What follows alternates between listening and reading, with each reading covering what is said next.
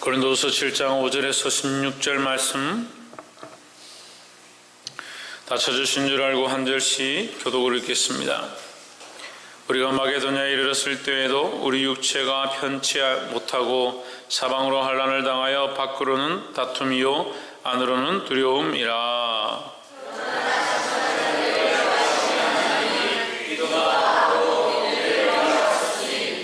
제 연고뿐 아니요 오직 저가 너희에게 받은 그 위로로 위로하고 너희의 사모함과 애통함과 나를 위하여 열심 있는 것을 우리에게 고함으로 나로 더욱 기쁘게 하였느니라.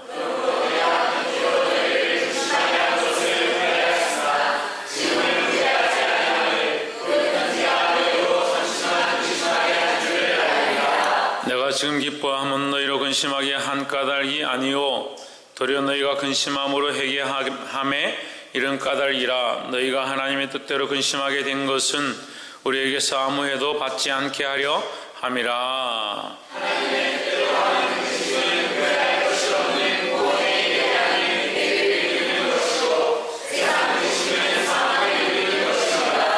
보라, 하나님의 뜻대로 하게 한 이 근심이 너희로 얼마나 간절하게 하며 얼마나 변명하게 하며 얼마나 분하게 하며 얼마나 두렵게 하며 얼마나 사모하게 하며 얼마나 열심히 있게 하며 얼마나 벌하게 하였는가. 너희가 저희에 대하여 일절 너희 자신의 깨끗함을 나타내었느니라.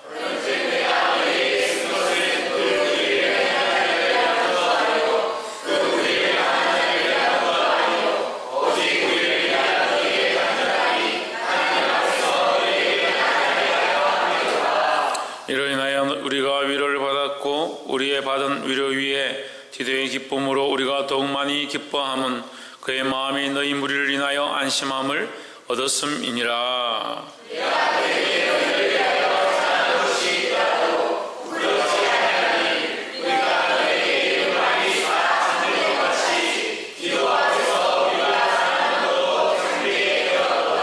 저가 너희 모든 사람들이 두려워하고 떨므로 자기를 영접하여 순종할 것을 생각하고 너희를 향하여 그의 심정이 더욱 기뻤으니 내가 범사에 너희를 신뢰하게 된 것을 기뻐하노라. 아멘. 기도하겠습니다. 거룩하신 하나님, 우리를 지금 앞에 부르시며 하나님을 찬양하게 하심을 감사합니다. 우리가 이곳에 있는 것이 하나님의 은혜이며 이 주의 거룩한 말씀을 보게 된 것이 또한 하나님의 은혜이며 우리의 마음과 생각들을 내려놓고 아버지의 뜻이 우리 안에 세워지기를 소망하는 것 또한 은혜인 줄 믿습니다. 같은 마음과 같은 생각들을 품게 하시고 어그러지며 폐역한 세대를 쫓아가지 아니하도록 도와주시옵소서. 주의 말씀이 흥왕하여지게 하시고 살아나는 교회 가운데 하나님의 영광이 더욱 강하게 나타날 수 있도록 역사하여 주시옵소서. 이 자리 가운데 어리석은 자들과 자기를 사랑하는 자들과 하나님을 보지 못하는 자들이 듣고 일어나며 깨닫게 하시고 온전한 영광을 온전히 하나님 앞에 드릴 수 있도록 간섭하심이 역사하여 주시옵소서. 주께서 한 마음으로 이끄실 줄 믿사옵고 살아계신 예수 그리스도 이름으로 기도하옵나이다. 아멘. 할렐루야. 우리 옆에 상에서 합시다. 사랑합니다. 축복합니다. 말씀에 제목을 읽어보겠습니다. 시작. 하나님 주신 담대함. 우리는 세상에서 담대해야 하는데 세상이 주는 담대함이 아니라 하나님이 주신 담대함으로 이 세상을 이겨야 한다라는 겁니다. 결국 세상은 우리에게 참 담대함을 주는 것이 아니다, 참 용기를 주는 것이 아니다. 세상이 잠시 우리에게 힘을 주는 것처럼 보이지만 세상은 결국 우리에게 두려워하게 하고 절망하게 하는 것밖에 없다라는 거죠. 그래서 우리에게 참 소망, 참 담대함을 주시고 두려워하지 않게 하는 이는 누구냐? 하나님이시다라는 겁니다. 이 하나님을 의지함으로 이 세대 가운데, 이 세상 가운데 담대하시기를 주의 이름으로 축복합니다. 참 많은 사람들이 있는데 오늘 제가 목사님들 만나서 얘기를 나누다가 사람의 임종에 대해서 사람이 죽는 순간에 우리 그리스도인들의 자세에 대해서 서로 나누고 은혜를 함께 나누었습니다. 내 얘기를 해보니까 참 믿지 않는 사람들, 불교나 유교나 다른 종교를 가진 사람들, 사람이 임종하는 순간에 어떻게 해야 될지 모르는 거예요. 근데 우리 믿는 사람들은 그 사람이 생명이 끊어지고 숨이 멈추고 임종하는 순간에 그 영혼을 하나님께 맡겨드리고 있다가는 그런 자세가 필요하다는 거죠. 분명히 영혼이 있고 그 육체와 영혼이 분리되는 그 순간에 육체가 식어지기 전에, 그 영혼이 거기서 떠나기 전에 그 영혼이 하나님 앞으로 가든지 아니면 지옥으로 가든지 가는 곳이 있다는 거예요. 그럼 우리 어떻게 해야 됩니까? 그들이 할 수만 있으면 하나님 앞으로 갈 수 있도록, 할 수만 있으면 구원을 받을 수 있도록 힘쓰고 중보하고 기도해야 된다는 거죠. 그러니까 우리 두렵지 않은 겁니다. 그러니까 그 자리 가운데서 사람이 죽는 거 보면서 벌벌 떨고 무서워할 게 아니라, 죽는 것을 두려워하는 것은 세상의 이치와 세상의 방법이에요. 우리에게 뭐가 있느냐? 내세가 있다는 거예요. 영원한 나라가 있다는 거죠. 우리에게 내세가 있으니까 이 내세의 바른 길들을 갈 수 있도록, 내세의 관을 가질 수 있도록, 구원의 자리로 나아갈 수 있도록 우리는 뭘 해야 되냐? 그들에게 용기를 주고 복음을 심어주고 그리스도를 심어주고 하나님을 알게 하는 것이 우리가 해야 될 일이라는 겁니다. 이 연결이 안 되는 거예요. 사람이 죽는데 죽었다. 그럼 뭘 하느냐? 제밥을 차려놓고 와서 먹으라는. 그럼 죽었으면 어디 갔을 거 아니에요. 그러면 명절 때마다 밥 한 그릇 먹으러 오는 거예요. 그런 하찮은 조상한테 뭘 바라는 거야?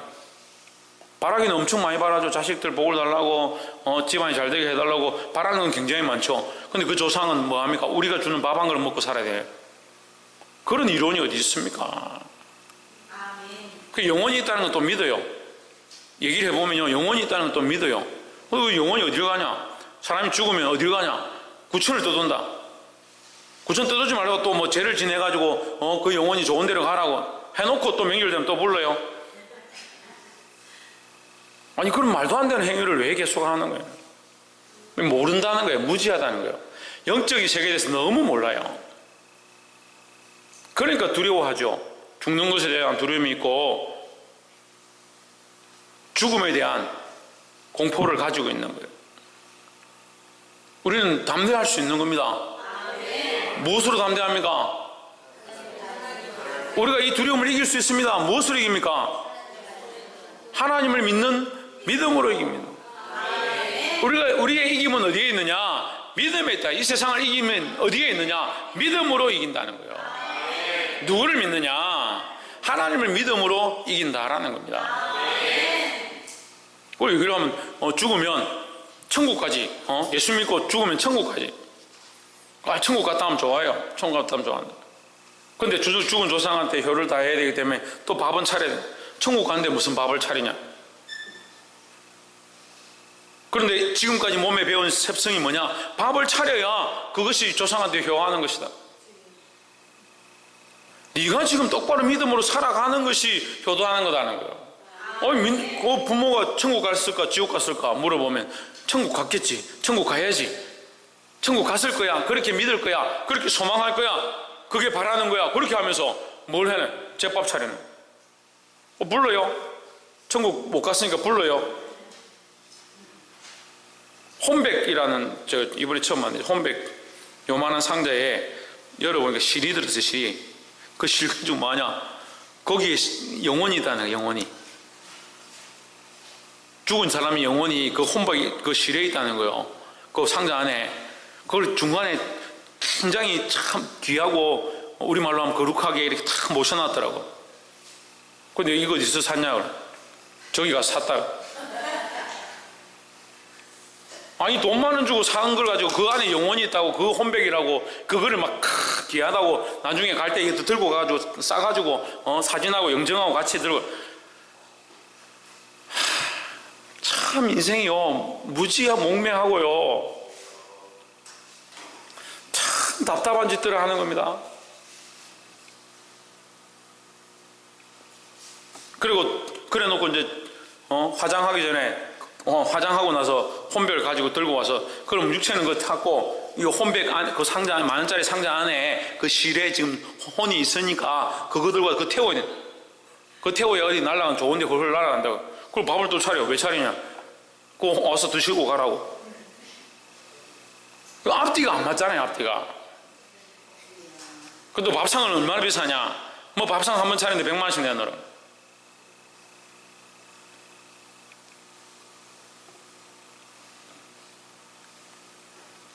참 믿음이 없는 세대는요, 세상의 법을 따르고요. 그러니까 두려움이 많고 걱정이 많고 근심이 많고 계속 염려하는 거예요. 어떻게 됐을까? 어떻게 될까? 내가 죽으면 어디로 갈까? 하나님 정말 계실까? 천국은 과연 있을까? 그럼 믿음이 없으니까 담대함이 없어요. 맨날 걱정 근심하는 게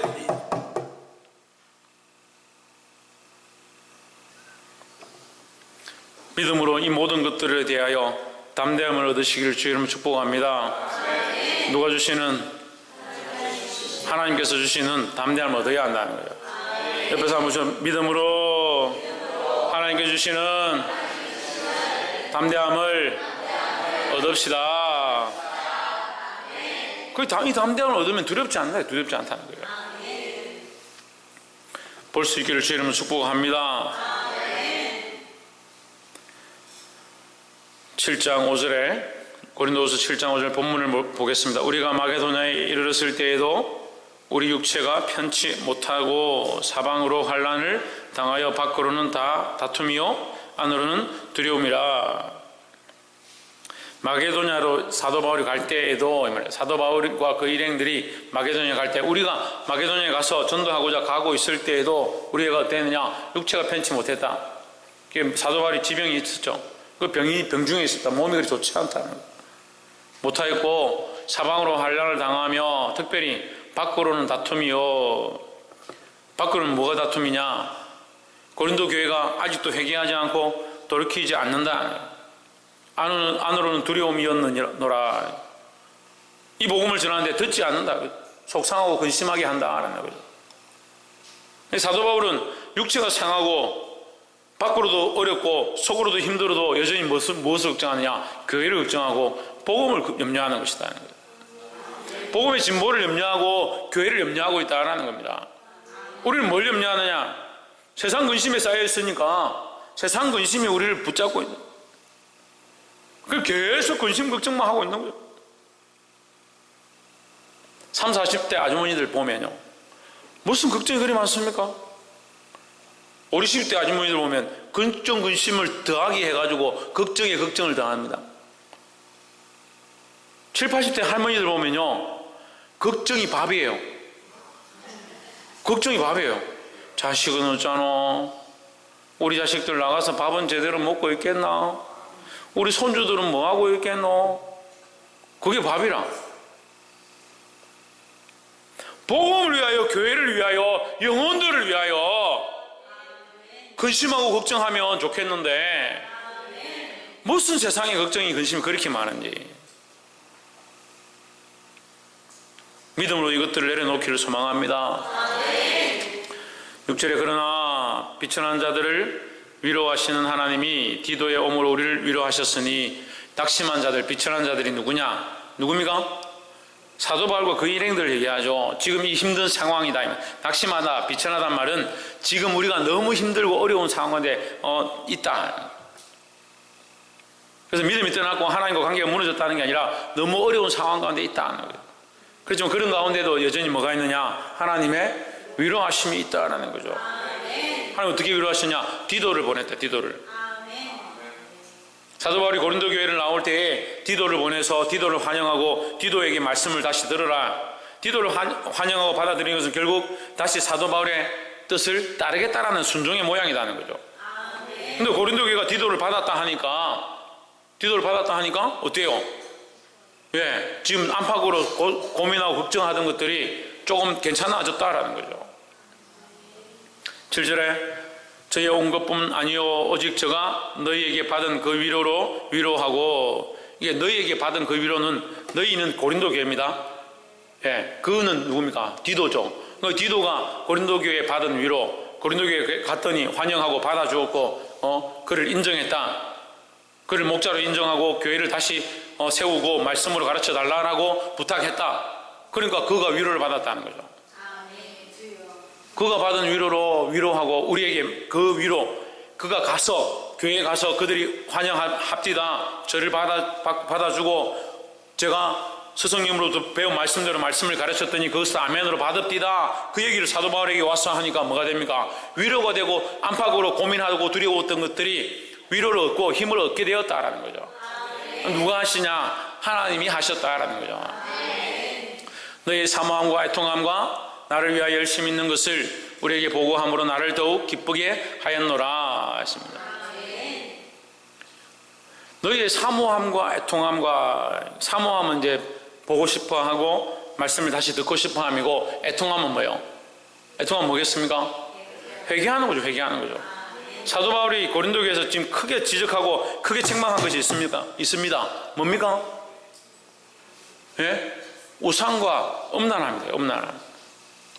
자기 어머니를 취한 이 엄행한 일들을 왜 너희가 못 본 척하고 있느냐? 그것을 아무도 말하지 않고 그 사람이 교회에서 어느 정도 재력도 되고 권력도 되니까 아무도 그에게 제대로 말을 하지 못하는 거예요. 사도 바울이 그 책망했습니다. 그걸 책망하니까 어떻게 돼요? 교회에서 사도 바울이 뭐 사도냐? 사도 바울이 뭐 처음부터 예수하고 같이 있었다고, 예수님하고 같이 있었다고 바울을 사도라고 할 수 있느냐? 이런 얘기들이 나오는 거죠. 사도 바울이 속상해가지고 만삭되지 못한 나에게도 예수님께서 보이셨고라는 이 증거를 하기 시작하는 거예요. 나는 너에게 무엇을 이익을 달라고 한 적도 없고, 너에게 돈을 달라고 한 적도 없고, 너에게 뭘 바란 적도 없다. 오직 그리스도와 하나님의 영광을 위해서 내가 이 복음을 위하여 달려가고 있는 것이다 라고 가르치고 있습니다. 그래서 고린도 교회가 말 듣지 않고 순종하지 않는 줄 알았는데, 이 디도가 옴으로 디도에게서 들은 겁니다. 교회가 이제 정신을 차리고 사모하고 주의 말씀을 사모하고 애통함으로 회개하고 있다는 거죠. 나를 위하여 열심히 있는 것을 우리에게 보고함으로, 나를이 누굽니까? 사도 바울이죠. 사도 바울을 위하여 열심히 있다는 거예요. 그 말씀을 이제 사모하고 다시 정신을 차리고 고치고 바꾸기 시작한다라는 거예요. 사랑하는 성도 여러분, 말씀을 들었다면 여러분 뭘 해야 됩니까? 고치고 바꾸는데 열심을 품어야 하는 겁니다. 옆에서 한번 보십시오. 말씀을 듣고 고치고 바꾸는데 열심히 합시다. 그것이 뭐냐? 그것이 나의 기쁨이다. 누구의 기쁨이냐? 나가 누굽니까? 박한준 목사의 기쁨입니다. 참 목자들의 기쁨이다. 저도 부족하지만 저는 뭘 바라느냐? 여러분이 말씀을 듣고 말씀대로 살기를 바라는 마음이 있는 겁니다. 기쁨은요, 저에게 뭘 해주고, 교인들이 많이 오고, 물론 교인들이 오면 좋죠. 회개하면 좋죠. 근데 더 뭐가 있어야 되냐? 말씀대로 살고자 하는 것이 참 기쁨이다 하는 거예요. 그 말로는 목사님 우리의 목자시고 목자를 따라가야 되고, 따라오지 않는데 무슨 기쁨이냐? 푸른 초장과 실만한 물가는 하나님 말씀입니다. 거기에 꼴이 있다. 그 꼴이 누구냐? 예수 그리스도죠. 그럼 목자를 통해서 누구를 만나냐? 그리스도를 만나고 말씀을 듣고 살아나야 되는 거예요. 그 말씀을 듣고 따라가지 않는다. 그게 무슨 기쁨이냐? 그게 무슨 기쁨이냐는 거예요. 행운권 좋은 거 타가지고 기쁨이 있냐? 그런 기쁨을 얘기하는 게 아니에요. 그런 기쁨을 얘기하는 게 아니에요. 말씀을 듣고 말씀대로 순종하려고 하고 말씀을 사모하고 그 말씀을 따라서 내가 죄 지은 것과 잘못된 것을 애통하고 그 말씀에 대해 열심을 가지는 것, 그것이 우리의 기쁨이다라는 거예요. 특별히 이것이 하나님의 기쁨인 줄 믿습니다. 8절에 그러므로 내가 편지로 너희를 근심하게 한 것을 후회하였으나 지금은 후회하지 아니함은 그 편지가 너희로 잠시만 근심하게 한 줄을 알미라 하십니다. 이 8절만 잠깐 보면 우리가 조금 헷갈릴 수 있어요. 쉽게 말하면 내가 너에게 책망한 것은, 이렇게 하면 여러분 근심이라는 것을 책망으로 합니다. 내가 너에게 책망한 것은, 내가 너에게 지적한 것은, 너에게 바른 교훈을 주고 권면한 것은 너희가 듣기에 잠깐은 근심일 수 있지만, 너희가 근심하는 것을 보고 내가 조금 걱정했다. 그렇지만 지금은 걱정하지 않는다. 왜? 그 편지가 너희에게 잠깐은 근심이고 걱정일 수 있지만 9절에 그렇게 되면 9절 연결되죠. 내가 지금 기뻐함은 너희로 근심하게 한 까닭이 아니고 너희가 이것 때문에 걱정하고 근심하고 왜 우리에게 책망하느냐, 우리에게 뭐가 문제냐, 이거 걱정하는 게 큰 것이 아니고 뭐가 크냐, 오히려 너희가 근심함으로 회개함에 이른 까닭이라 했습니다. 잠시 책망은요 속상하게 할 수 있습니다. 말씀대로 똑바로 권면하면 듣기 싫을 수 있습니다. 하지만 그것은 크지 않다는 거예요. 곪은 데를 짜야 병이 낫고요, 상처 난 것을 도려내어야 회복할 수 있다는 거죠. 그래서 잠시 너희에게 내가 이렇게 치유하고자 고치고자 책망한 것은 너희에게 근심일 수 있지만 잠시 근심이 중요한 것이 아니라 너희가 회개하고 이것을 하나님 앞에 깨끗하게 하는 것이 중요하다는 거죠. 너희가 하나님의 뜻대로 근심하게 된 것은 우리에게서 아무 해도 받지 않게 하려 함이라. 더 이상 너희를 책망할 것이 없게 하려 함이다. 회개하고 돌이키면 더 이상 책망할 것이 있겠느냐. 10절 하나님의 뜻대로 하는 근심은 후회할 것이 없는 구원에 이르게 하는 회개를 이루는 것이요. 하나님 뜻대로 근심한다. 내가 이 죄를 지었는데 내가 하나님 말씀을 보니까 이렇게 하지 마라 하셨는데 내가 또 이런 것을 했구나, 내가 언제쯤 이걸 고치겠느냐, 이렇게 근심하는 것은 괜찮다는 거죠. 그래서 고치려고 하고 몸부림치고 바꾸려고 하고 회개하고 거룩하게 하는 것은 결국 뭘 이루냐, 구원에 더 이르고 더 그리스도를 닮게 하는 유익이 있다라는 거죠.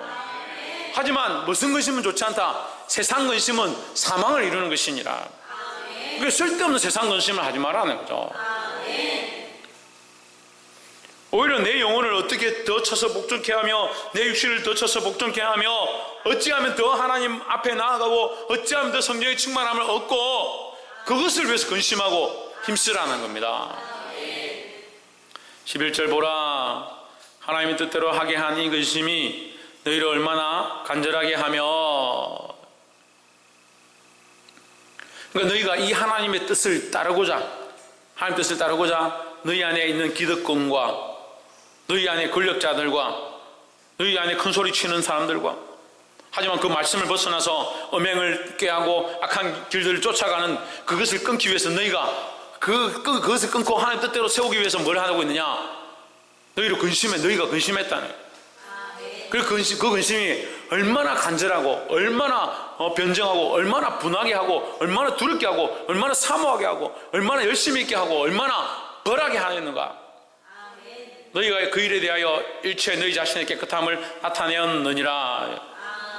결국 너희의 성결함을 나타내었다. 너희의 그 깨끗하고자 하는 사모함을 나타내었다라는 겁니다. 이것은요 교회 안에서도 있어야 될 모습이고 우리 각자 안에서도 일어나야 될 일들이라는 거예요. 우리는 완전하지 않습니다. 옆에서 보세요. 우리는 불완전합니다. 우리는 불완전합니다. 우리 각자는 불완전합니다. 우리는 여전히 온전치 않습니다. 우리는 여전히 거룩하지 않습니다. 여전히 부족합니다. 하지만 뭘 해야 되냐?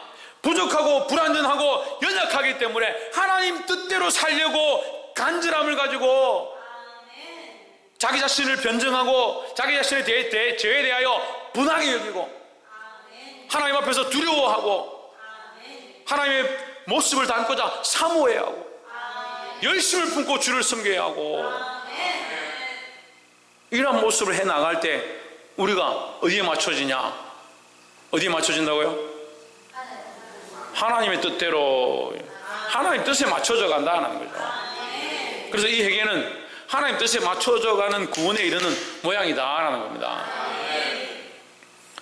12절에 그런즉 내가 너에게 쓴 것은 그의 불이 행한 자를 위한 것도 아니요 그 불이 당한 자를 위한 것도 아니요 오직 우리를 위한 너희의 간절함이 하나님 앞에서 너에게 나타나게 하려 함이로라.